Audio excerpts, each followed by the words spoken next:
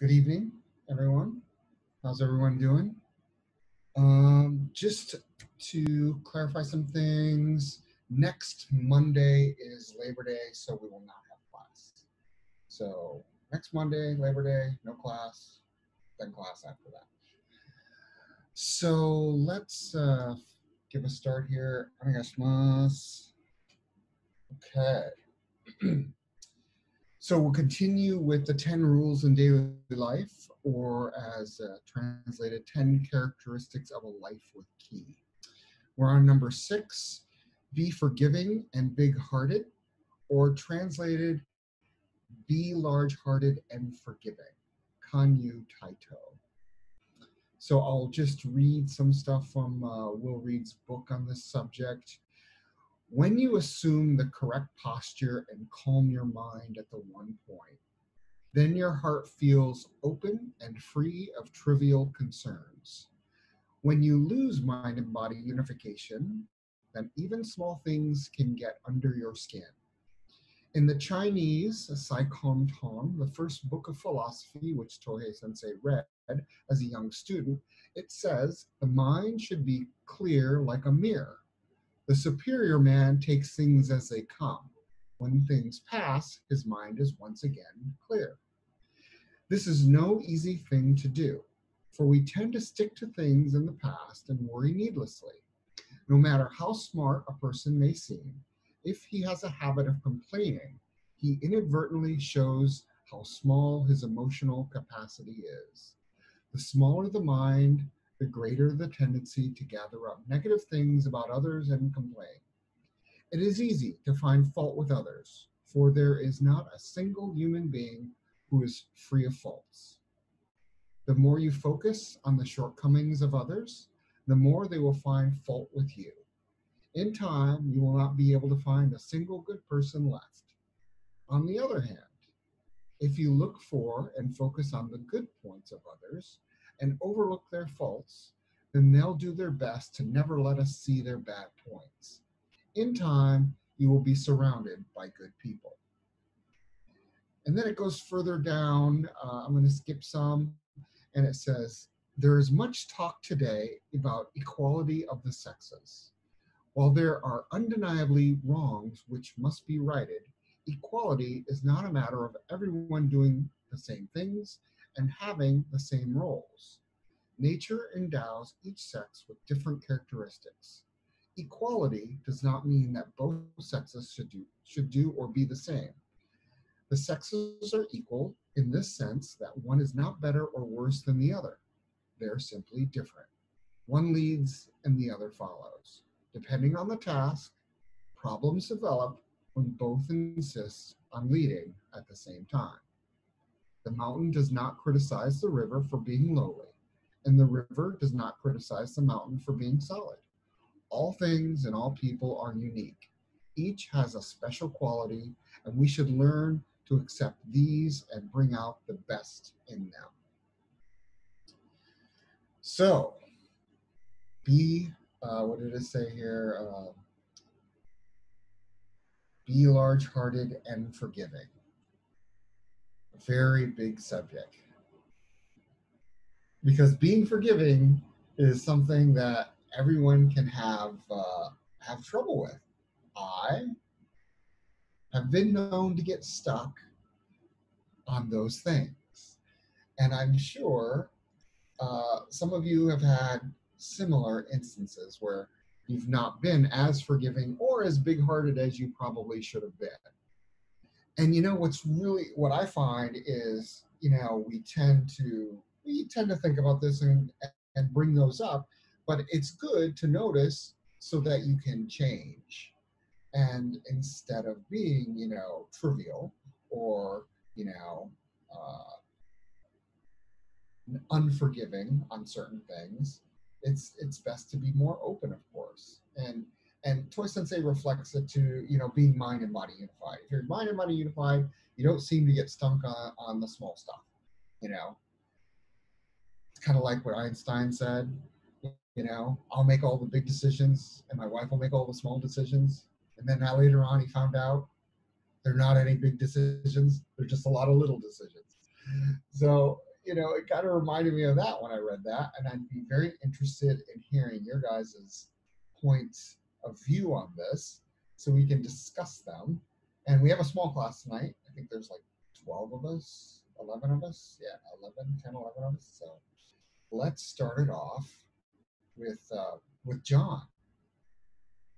John has a lot of experience with being big-hearted and forgiving. So, what you say, John? Hi, Sensei. Thank you very much. Hi, everyone. So, forgiveness and big-hearted. The new translations: be large-hearted and forgiving. Yes. Be large-hearted and forgiving. They're very. It sounds very similar, just they're switched around. Yeah, I mean, it's just I'm sure in the translation it was a matter of context, Right. How it's phrased. Right. Yeah, I mean, I like these sayings because they're very much connected to Aikido, and would you call it Aikido philosophy? Yeah, probably. I mean, it's characteristics. Okay. That's what the sensei likes to say.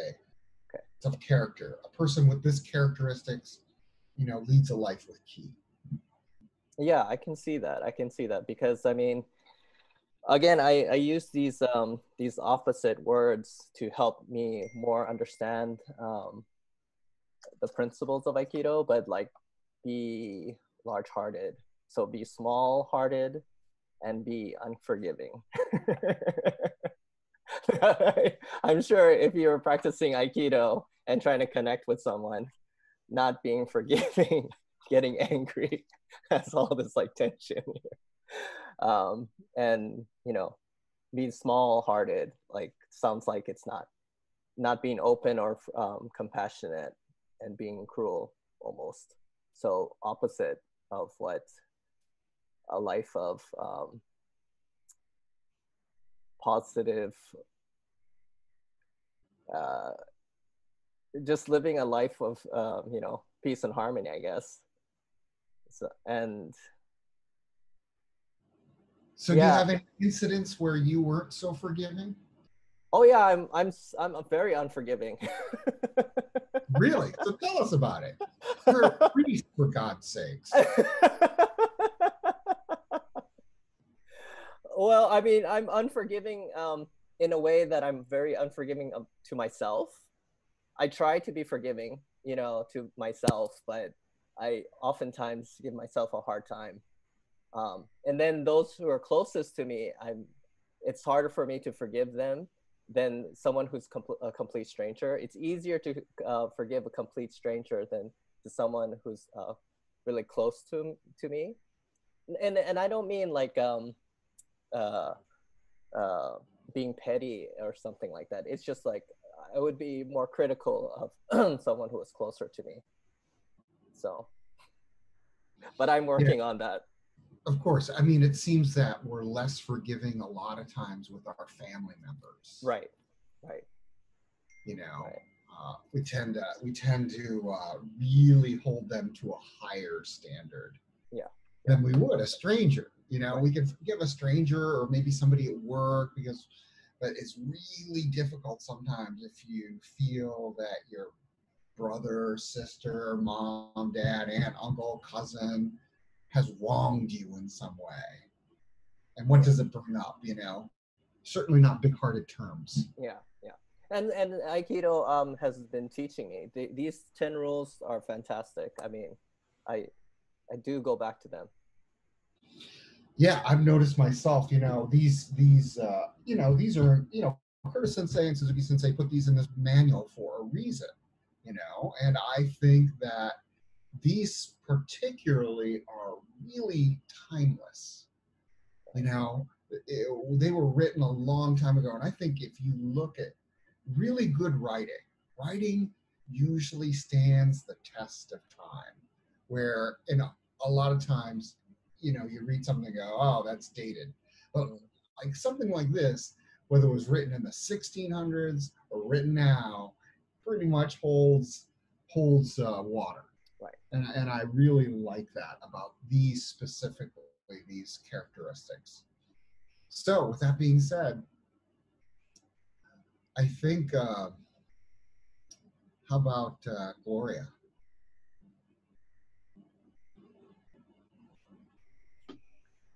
Well, I think that's something we have to learn over time, how to be forgiving. Um, uh, I, uh,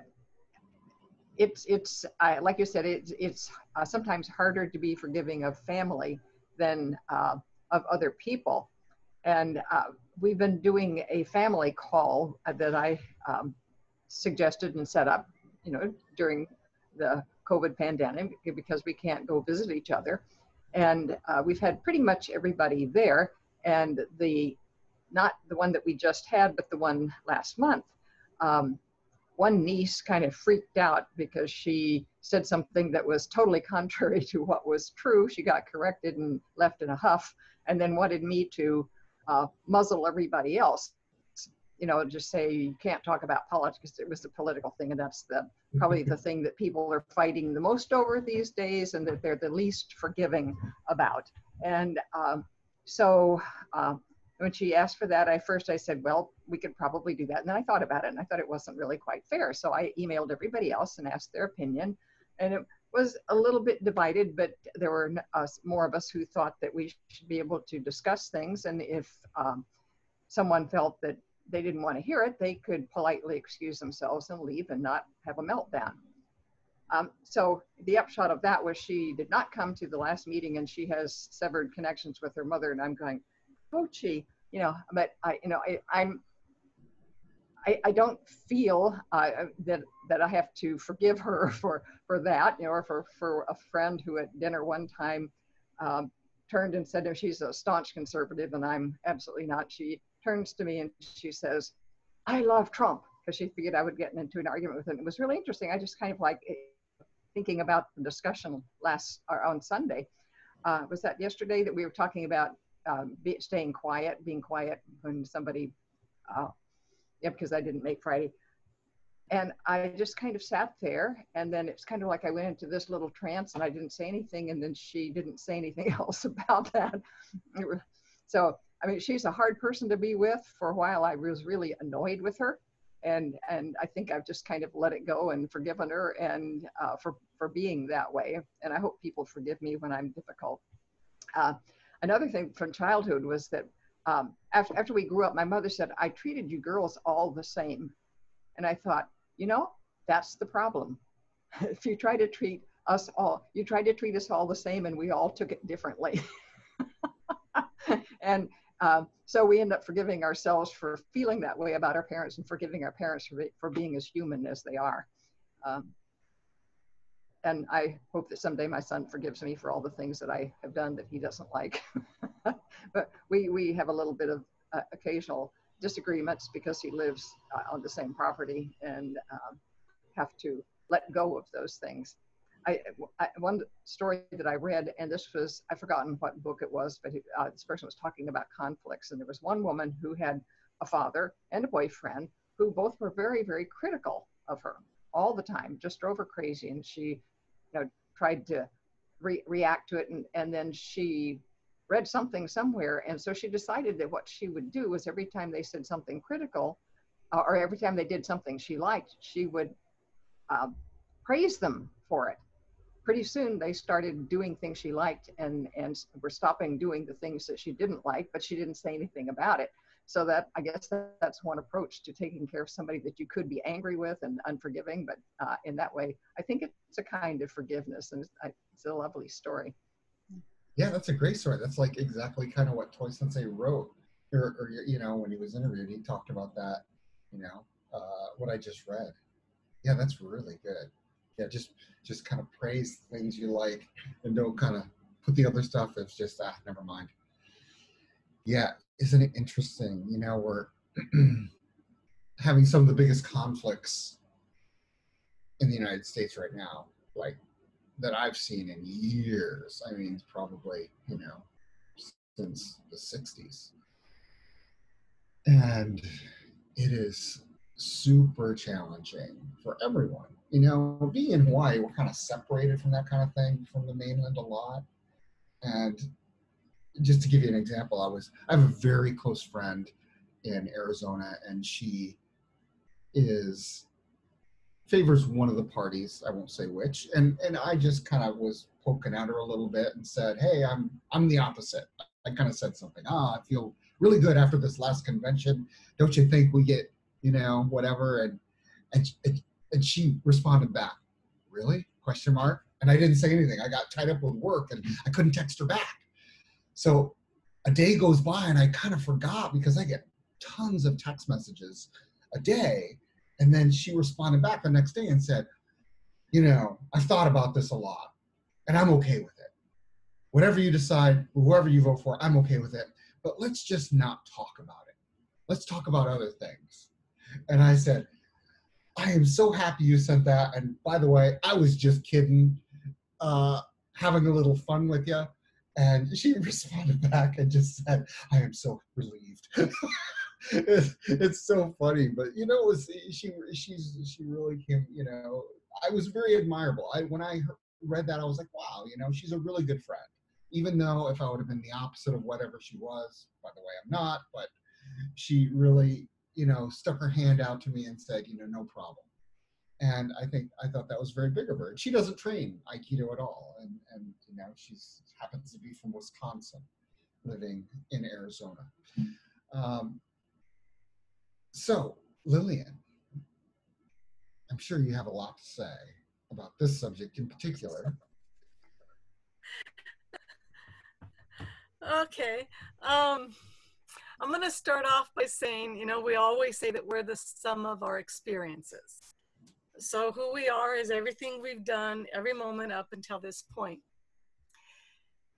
And the reason I'm loving these classes so much is they've been a constant reminder to look at myself and the things that pop into my head that used to pop out of my mouth and ask myself, why am I reacting this way?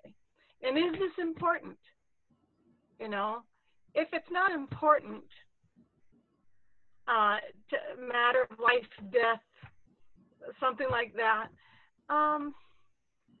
we make such a fuss about so many things in our life.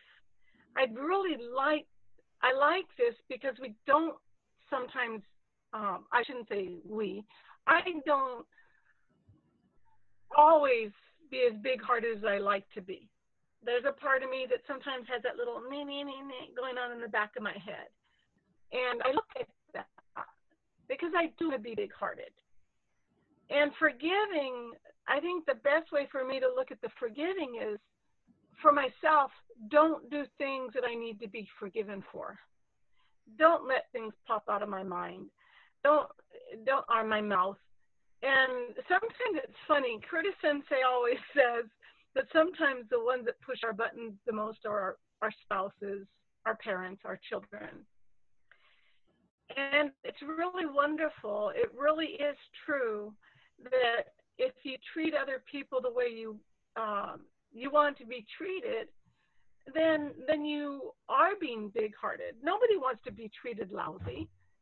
So I've just really been working on trying to make it a point to notice, am I being ugly? Am I being grouchy because I'm tired? Do I need another cup of coffee? and really work at it. And I can kind of understand with Gloria, because we all do have a story, and I don't want to get into my story, but my family is very political. I have a sister who's a minister, a brother who retired from Special Forces, another brother who's a liberal up in San Francisco. So they all know, don't talk to Lillian about politics, religion. It ain't gonna fly. I will change the subject, and I tell people, I wanna laugh, I don't wanna argue.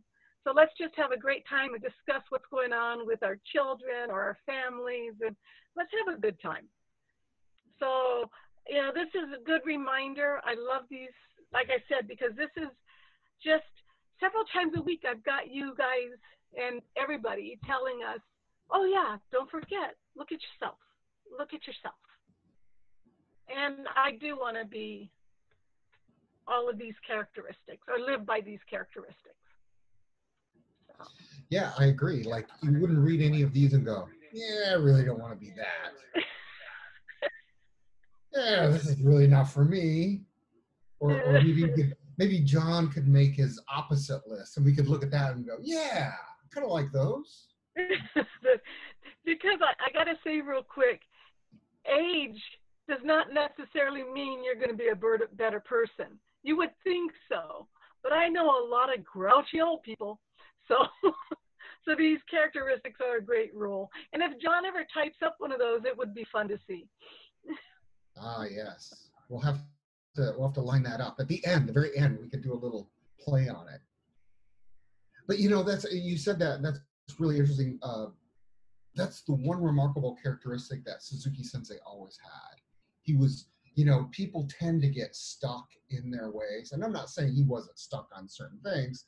I'm sure he was, but everything about Aikido training or, when he turned the dojo over to Curtis Sensei, he was all about supporting him and not about back in the day, back in the day, we used to do it this way.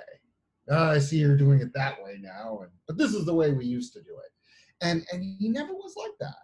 He never was like that. And even Curtis Sensei would always comment that he would never contradict him or, say, hey, you're not quite teaching the way I used to do it. Because Curtis Sensei has his own unique characteristics of teaching, just like all of us have our own unique characteristics of teaching and training. And I find that quite remarkable as a very good characteristic to possess.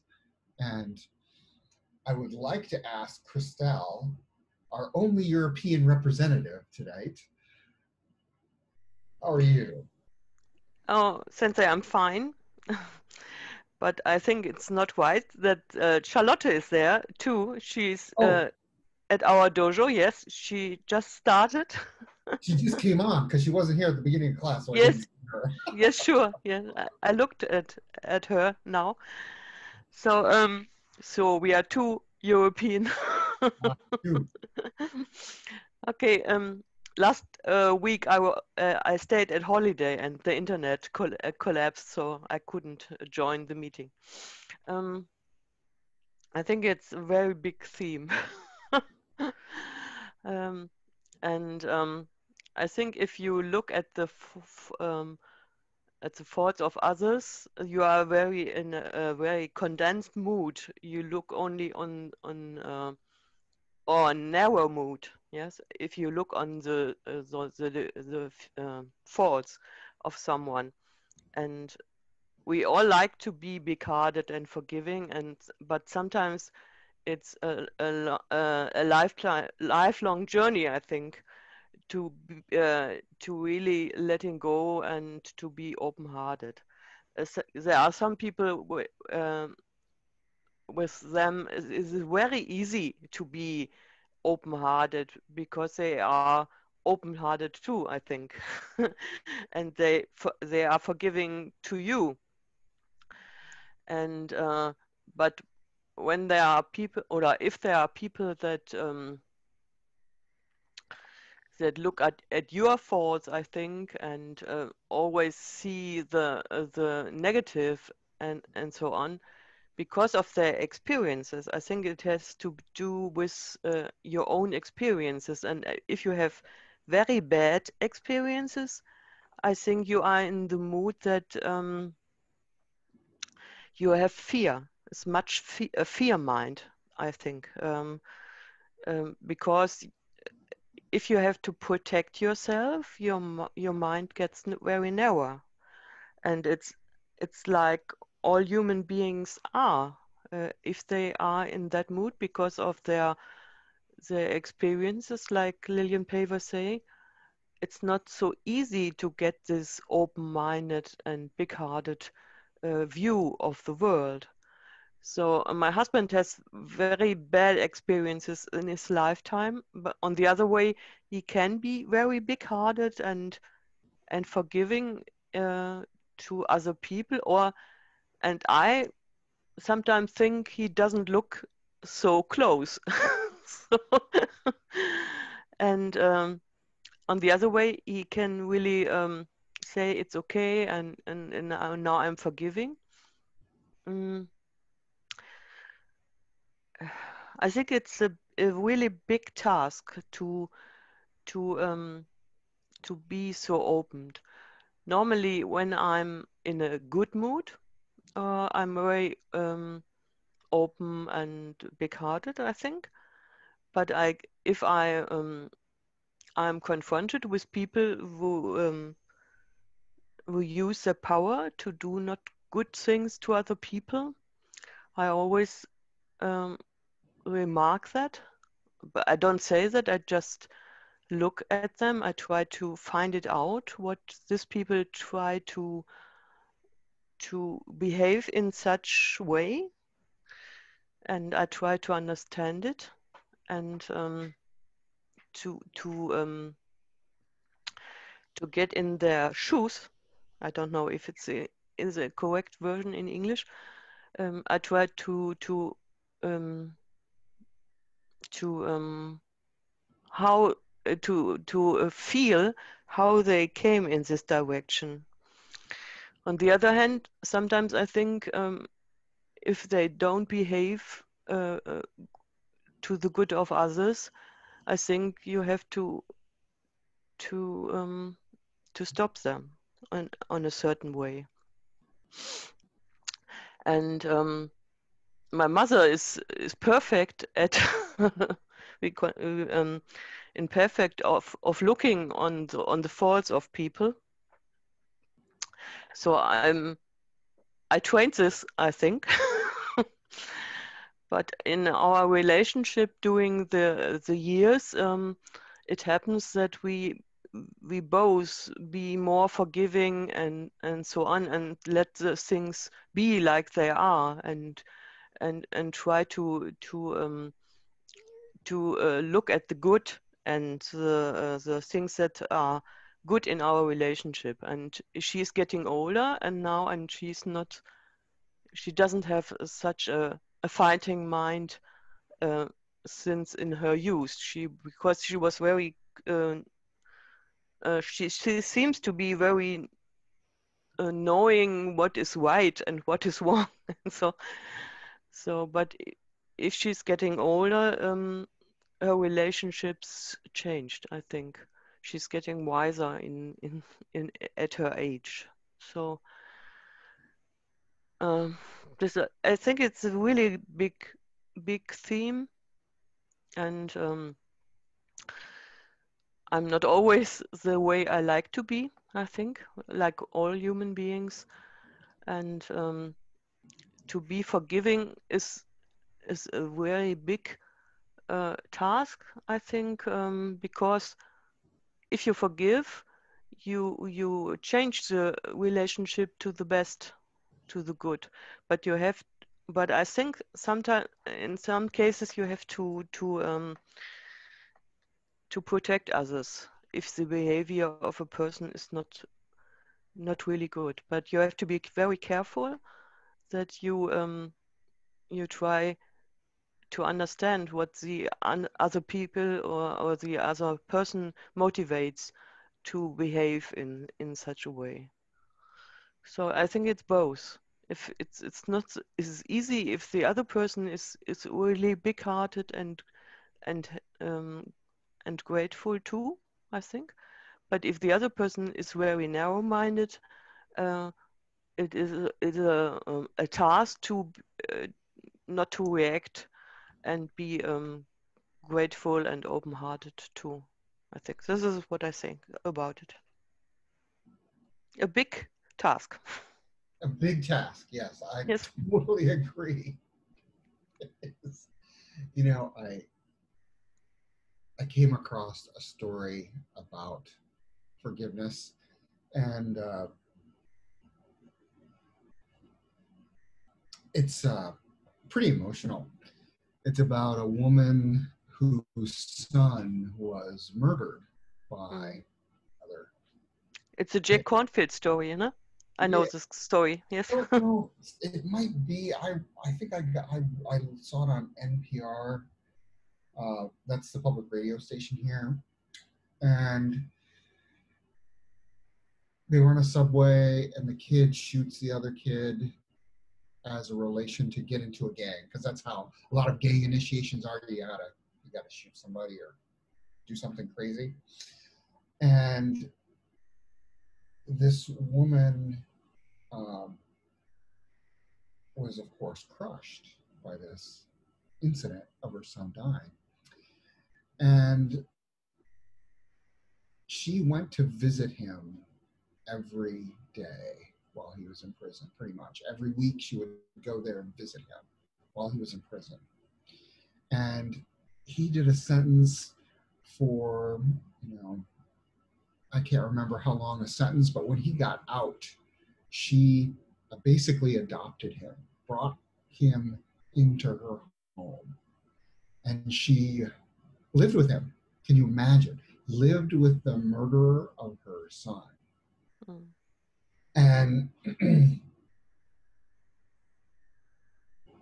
she said, she had a horrible situation when she was in the courthouse when he was being sentenced.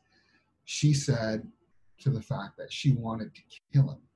She was very overwhelmed with grief, but basically decided, came across of forgiveness and forgiving this young boy. And she said the reason she brought him in to her home was to show him the love that he probably never had as a child. And that was her way of forgiving him and also turning a very horrible situation to benefit this boy who was on the wrong side of the tracks, who, would have gone, after, it's a tendency that, when you go to prison, you get out, you don't have anything, any kind of, ability to work, and they become repeat offenders. People who go to prison, get out, go back to prison, get out, go back to prison, and it's a vicious cycle a lot of times that some of these young men and women are in. And she made a vow to not let that happen to the child that killed her child, because the kid was only like 14 years old. It's a horrible situation. Anyway, if I find that story, I will post it next week so you guys can read it, because let me tell you, when I read it, I started crying. It was one of those stories you're just like, whoa. I don't know if you put yourself in that woman's shoes, could you forgive the person who killed your son, daughter, if you don't have kids and somebody close to you? I don't know. I hope I could, but I don't know. So anyway, thank you, Crystal, for your information and bringing that out in me. Linda, I know you've got audio. You're here with us tonight. How can you express something about this characteristic? Being large-hearted and forgiving. Being large-hearted and forgiving. I guess you have to be open-minded, and like Crystal was saying, that you have to empathize to be able to see possibly why the other person did what he did. And I don't consider myself to be vindictive of any sort, but I don't even consider myself to be wholly forgiving everything. So it's a case-by-case thing. And that story about the woman is just incredible if you ever find it, Tracy. But part of it is, to be, for me, open-minded in the actions of one individual as to why this occurred and why this person did it. And I think once you become open-minded to be able to look at the background of everything, you can kind of understand perhaps these are reasons in which this person did a terrible thing. But it's like, I am not, I didn't major in social work or anything like that, so I cannot imagine how the relationship of having such a bad background come up to when the act or the whatever is committed can be justified. I don't think, because there are a lot of people who come out of bad situations quite well, but it's like they say, the same fire that tempers steel melts butter.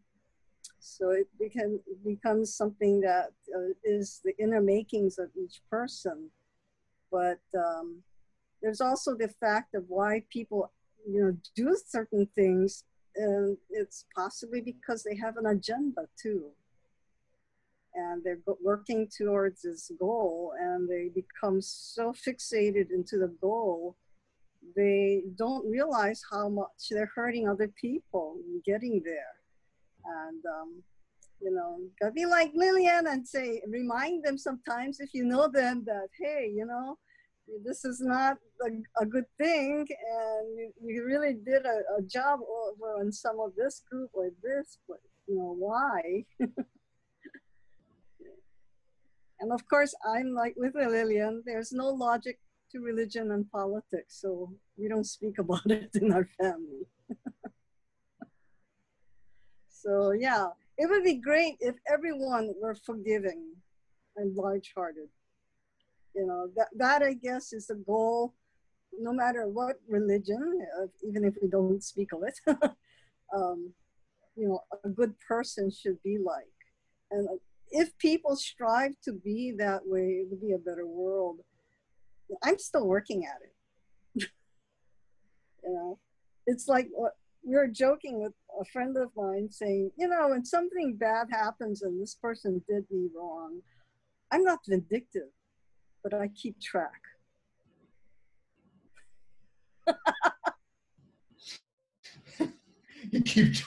I keep a ledger.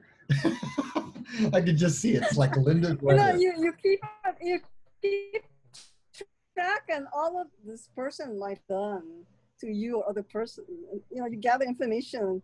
You're gonna make that decision whether you want to actually, involve yourself with this person. Sure. Yeah. Because it's not yourself, just yourself. You have family, that may get hurt or anything. But, you just have to be kind of open-minded in some respects. You are forgiving to a point, but, you keep track because obviously sometimes some people, it doesn't matter to who they hurt. They just want whatever the goal is, and you just have to be very careful. You bring up a good point. I mean, we talked about setting boundaries, and of course, if you get the habitual person who's continuously crossing those boundaries, how do you react? How do you respond? I think communication really is important, and like what Gloria said, hey, this person, I always complimented what I liked and I didn't really say anything about what I don't like. And then next thing you know, it kind of changed their behavior around her or, the situation. And I think, what Toy Sensei said in earlier, what I read, it was about right, is, we need to cultivate the cultivate the things we want in our lives. If you sow good, reap good. Sow evil, reap evil, as they say. And practicing mind-body unification, I think, is a big part of it. Consistently, it's practicing mind-body unification is just like meditating. Of course, you're not always meditating when you're meditating, but you're falling back off and going back. and falling, you know, losing 1 point or 1 point. You know, when we do those experiments in or those tests, so to speak, in Japan, where Toy Sensei will test you, and it'll be like, oh, 1 point, a little bit up. You know, it's not quite all the way down, but it's not up here, but it's just a little bit up. So you know where he like you feel you're really good, and he touches you, and then you're like, oh no, yes, I know what that experience is. Yeah, and then you know you test, and he's like, oh yeah, you're good. And I'll never, you know, this is kind of, I don't like to talk about this kind of thing, but we were in Japan, and of course they separate you. You got the instructors in one half, and you get the people who aren't instructors in the other half. And then of course when you're in the instructor group, you know, Shinichi Sensei is really going on how to test, really concentrate, of course, on properly testing people. And it's really fun. I mean, I've just gotten in that group, so I'm not seasoned like the other guys, but it's really interesting to see, you know, all the chief instructors, head instructors, what have you, you know, they're still, you know, growing and expanding their knowledge just like everyone else. It's just that, you know, their recovery is like this, where some other people's recovery is like this, like mine here, you know.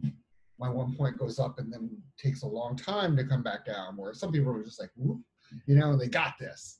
So that's always interesting. And I think that has a lot to do with forgiveness as well, being able to forgive people. We all have capacity to forgive. And there are other things we can't forgive. And you need to find those things out for yourself. And that's something you can work on. What is it with something that really drives me nuts, you know, and then work on that. And that's really good to bring into your meditation, to bring in to your training in the dojo. So, Vernon, you look like you really have something to talk about. Yes, been away for a while, but back. The last couple of months, been having a schedule and just taking up diving. So that is a different thing of looking after the surroundings and experiencing that. But the subject on forgivingness is looking at myself as being forgiving. If someone is more thankful, it's more a gratefulness of forgiving. And I find that people who provide that experience of thankfulness, you cannot hate them or so. It's more of being more big-hearted by providing the thankfulness to the other person. So it's a reflection of yourself and myself. I feel thankful meeting other people. That's my interpretation of big-heartedness. Yeah, I like that.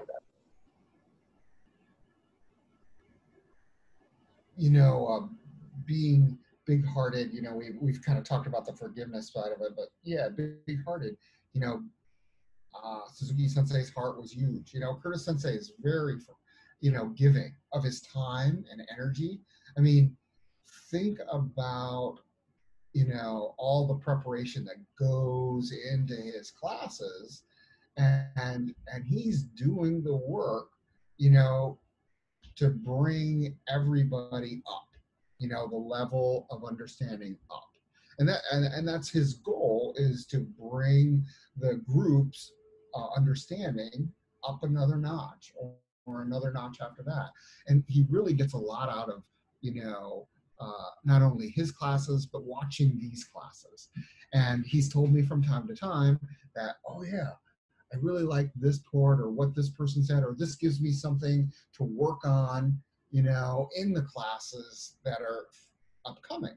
So if you can't, you know, that's one thing I will give a little plug out, a little shout out, is if you can't come to any of his classes, they're on, you know, he sends the if you read, he sends out the, you know, the transcript. But if you don't, you can go to YouTube and watch his class. That's what I do. I listen to his classes. I'm not much of a reader. I like to listen. So, and you can kind of catch up and go, oh yeah, this is what he's, you know, you can kind of follow the line of thought and the line of teaching that he's giving. And it's no different. I mean, you can go back and watch my classes or listen to them, and you can go back to the book. I mean, the training manual's right. You know, if you don't have a copy of it, it's on Amazon, and you can go back and go, oh yeah, this is what you know, I from time to time just go back and go, oh yeah, we started with have a universal mind, you know, and then we went on to love all creation and be grateful and do good in secret. And you can see how they're building, you know, and now we're at, you know, be big-hearted and very forgiving. You know, those are of course characteristics that we all want to have. And yeah, I like what I'm hearing, what everybody's saying, and I'd like to call on Kayomi, because she always has something very nice to say. Something like, oh yeah, need to comment on that. Thank you, Sensei, for being so kind. This I've been working on, you know, this trait subject, I think, all my life. I even took a forgiveness seminar because I think if you can forgive completely, the people or incidents happened in the past, that's the only way I think we can free ourselves and we can move on. Otherwise, we have to keep, you know, like this past in our psyche, and it's really, I think, heavy. But I said that today I'm trying to, this is a perfect session. I thank you to you and everybody, because I'm trying to forgive myself and the dentist I went today. I had a bad experience with dentist in the past, so I have fear. So I just switched to the dentist. And last time he said I have a small cavity, but he never explained why it was. And the disappointment, I think dental assistant said he's gonna drill my tooth and put the filling in. But then I thought, no, before, I don't think I'm ready. I want to find out at least which tooth it is and what stage my cavity is. And I want to know the options for my treatment. So I had questions in mind. So I thought I need to have a 1 point. I couldn't sleep last night. Even I tried what I learned from, you know, last class, I just couldn't sleep. And then I thought, okay, I need to keep my 1 point. I went there, and the dentist chair, everything was gone. I didn't even think of 1 point. And I asked him questions, and he looked very annoyed, and he wanted to treat. So I thought I need to be assertive. I just asked questions. And another thing I didn't want to do is keep apologizing, because why do I have to apologize? You know, I just want to get the information, but I think it's my cultural thing. I tend to apologize. And then I felt like I was taking his time. You know, he was very busy. He was rushing. And then I said, I'm not sure today. And he told me, if you're not sure, next time don't come, you know, because you have to, you know, we can do consultation online, but I didn't know about that. He said, you know, we have to prepare. It's cost a lot to prepare things. Right now, I think it's a COVID thing. So he wasn't happy. So what I said is, I'm so sorry. And I just apologized a lot. And I came back and I felt kind of bad about myself, you know, keep apologizing, and I didn't get the dental procedure done. But I think in the end, it was good I didn't do it, because I wasn't ready for it. And then I thought, well, he could be a little bit nicer to me. And I thought you know, I never gonna go back to him. But then I think it's important, I think John said, it's hard to forgive, to me also, it's hard to forgive myself for what I I do. Or if I make a mistake, things go well, didn't go well. I wanted to have a good conversation with the dentist. It didn't go well. So, I have a little bit hard time on that part. But then also the dentist I have to forgive, because I think I'm listening from other people when I put myself on, I think Christel said it, in his position, with the COVID, he doesn't have enough patients, and I'm sure he needs to, pay for his equipment, his assistants, and preparing all that. And then I didn't get the treatment. So I think in his situation, I understand his reaction. And for me, coming from, I'm communicating in English, and I don't know some of the special terms, but I'm trying my, best to be assertive. So I have to forgive myself too. So I guess, I think a lesson learned, it was forgiveness. We have to forgiveness. I think being a human, I think, being a human, we are not perfect. And I have to forgive myself for that. And I also have to forgive him, because we are human. So if I can look at everybody's a humanness, then I think I can forgive these two incidents today. I hope so. I want to sleep tonight very well. So I'm working on it. And thank you very much. That's all. Yeah, like John said, and you said, yeah, we all tend to be we a lot of times we're harder on ourselves than other people are hard on us sometimes. And when we are hard on ourselves, we tend to not forgive ourselves ever. I've got stuff in my memory banks from when I did in high school, and I'm like, I can't believe I did those things. And I still think about them and feel regret. I can tell you some really horrible stories of how bad a person I was back then, let me tell you. And I remember one time I was talking to Sensei about this, and Curtis Sensei and I I was at his house, and we were having dinner, and then we sit out on his porch, and we were maybe having a scotch or two and talking. And I said, Sensei, do you ever think about stuff you did when you were young and really just feel bad about it? He looked at me and said, yes, all the time, or, some of the time or whatever. But I've forgiven myself, Tracy. Haven't you? And I was just like, no, I haven't forgiven. Still not forgiven myself. And yeah, I can totally relate. I've also had horrible experiences at the dentist growing up. Horrible. And it's really interesting. And I was recently talking to somebody on this Zoom class right now about an experience she had with the doctor. And I was reading a book by just not too long ago by Alan Alda. He wrote a book called You Gotta Say Something. And he introduced the book with, he was at a doctor's office, and he had a procedure done, and it had to do with a tooth. He was at the dentist, and it had to do with a tooth and a nerve. And it was a procedure where during a root canal, they pulled the tooth out. They couldn't put it in because it needed blood supply. So this doctor created, or dentist had created a procedure where he cuts a little nerve and supplies blood cells to it, can regenerate the area there, so it can have a tooth, his tooth put in, or whatever was done. But anyway, when he was doing this, they cut the little nerve, right? And they said, okay, come back, I think it is in 15, 20 days, and we'll do the other procedure. But he didn't think anything of it. He's, of course, in a movie at the time. They're filming him, and the director goes, cut, Alan, come over here. In this scene, you have to be smiling. He's like, I am. No, you're not. You're sneering.